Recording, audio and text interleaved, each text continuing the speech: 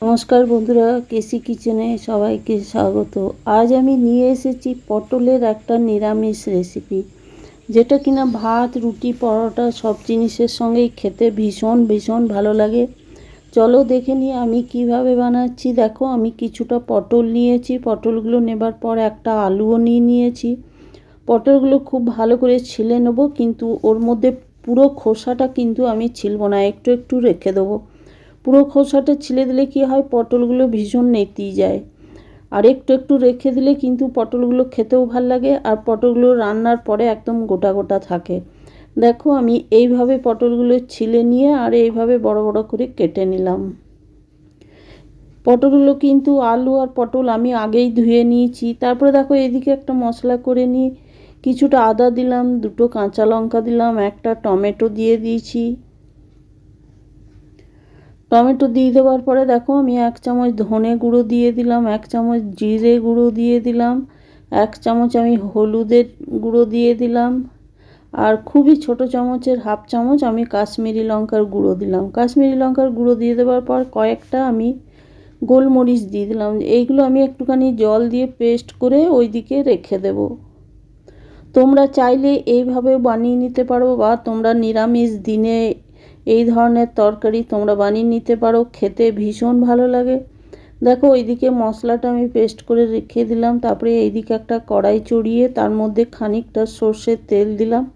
সর্ষের তেলটা গরম হয়ে যাওয়ার পরে কিছুটা আমি হলুদ দিয়ে দিলাম। হলুদ দিয়ে দেওয়ার পরে দেখো, ওইদিকে যে আলু পটলগুলো আমি কেটে রেখেছি সেইগুলো আমি একসাথেই ভেজে নেব। খুব বেশি লাল লাল করে ভাজার দরকার নেই, যতটা ভাজার দরকার এই তরকারির জন্য আমি ততটাই ভেজে নেব।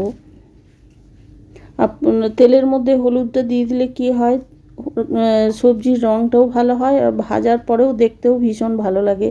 সেই জন্য আমি চেষ্টা করি তেলের মধ্যেই হলুদটা দিয়ে দেওয়ার, পটল বা ভিন্ডি যে কোনো তরকারিতে।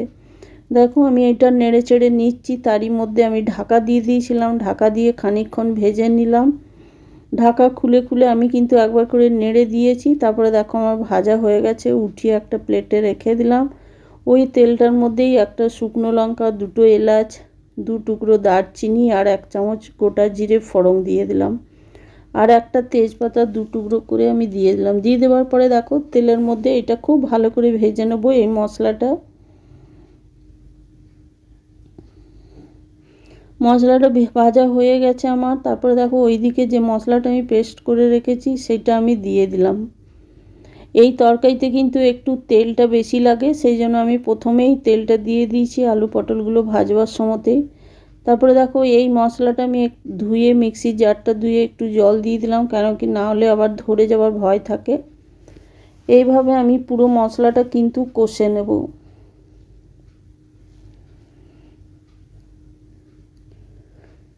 কষতে কষতে এর মধ্যে আমি 1 চামচ নুন বা পরিমাণ মতো নুন দিয়ে দিলাম।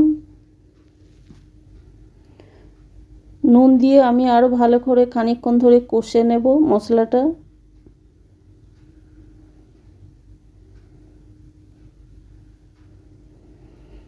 তারপরে এই মশলার মধ্যে আমি 1 চামচ, ছোটো চামচের 1 চামচ আমি এর মধ্যে মিষ্টি বা চিনি দিয়ে দিলাম। তোমরা যদি তরকারিতে মিষ্টি পছন্দ না করো তাহলে ওটা স্কিপ করে যেও, কিন্তু নিরামিষ তরকারিতে একটু মিষ্টি দিলে খেতে ভীষণ ভালো লাগে, বা ব্যালেন্সটা ঠিক থাকে। দেখো, মিষ্টি দিয়ে দেওয়ার পরে আমি খানিকক্ষণ নেড়ে চেড়ে নেবার পরে প্রায় 10-12টা কাজুকে আমি পেস্ট করে রেখেছি সেটাও আমি দিয়ে দিলাম। দিয়ে দেওয়ার পরে এটা আমি ভালো করে কষে নিলাম। কাজু দিয়ে দেওয়ার পর কিন্তু সমান নেড়ে যেতে হবে। মশলাটা আমার কষা হয়ে যাওয়ার পর ওইদিকে যে আলু পটলগুলো আমি ভেজে রেখেছি সেইগুলো এইটাতে আমি দিয়ে দিলাম মশলাটার মধ্যে। দিয়ে দেওয়ার পরে দেখো, আরও খানিকক্ষণ ধরে আলু পটলটা বা মশলাটা আমি আরও কষিয়ে নেব। কষিয়ে নিলে কি হবে, তরকারির মধ্যে খুব ভালো একটা ভালো গন্ধ আসবে, আর তরকারিটা মশলাটাও খুব ভালো করে ভাজা গেলে, নিরামিষ তরকারি যে কোনো তরকারিতে মশলা ভাজার উপরেই তরকারি। তারপর দেখো, ভাজা হয়ে যাওয়ার পর কিছুটা আমি গরম জল দিয়ে প্রায় 2-3 মিনিট ঢাকা দিয়ে রেখে দিয়েছিলাম। ঢাকা দিয়ে রেখে দেওয়ার পরে দেখো, আমি আলুগুলো সেদ্ধ হয়ে গেছে, পটলটাও মোটামুটি হয়ে গেছে। এরপরে আমি 1 কাপ এর মধ্যে দুধ দিয়ে দিলাম। এটা যেহেতু আমি আলু পটলের কোরমা বানাচ্ছি, সেই জন্য দুধটাও অবশ্যই দিতে হবে। দেখো দুধটা কিন্তু আমি ভীষণ ঠান্ডায় দিয়েছি, আর মানে ওভেনের বা গ্যাসের আঁচটা একদম কম করে দিয়েছি, নালে ফুটন্ত অবস্থায় দুধ দিলে কিন্তু অনেক সময় ফেটে যাওয়ার ভয় থাকে। তারপরে দেখো এটা আমি খানিকক্ষণ ঢাকা দিয়ে 1-2 মিনিট ঢাকা দিয়ে রেখে দিয়েছিলাম। ঢাকা খুলে আমি দেখাচ্ছি, দেখো এবার আমার তরকারিটা হয়ে এসেছে বা সেদ্ধ হয়ে গেছে। এটা একটু মাখা মাখা হবে। এরপর আমি এর মধ্যে একটুখানি গরম মশলা ছোটো চামচে দিয়ে দিলাম, আর 1 চামচ আমি ঘি দিয়ে দিলাম। আমার রেসিপি যদি তোমাদের ভালো লেগে থাকে তো লাইক, শেয়ার ও কমেন্ট অতি অবশ্যই করে দিও, আর নতুন বন্ধুদের সাবস্ক্রাইব করার অনুরোধ রইল। দেখো তরকারিটা আমার প্রায় হয়ে এসেছে। আমি ঘিটা দিয়ে আর একটুখানি ফুটিয়ে নিলাম।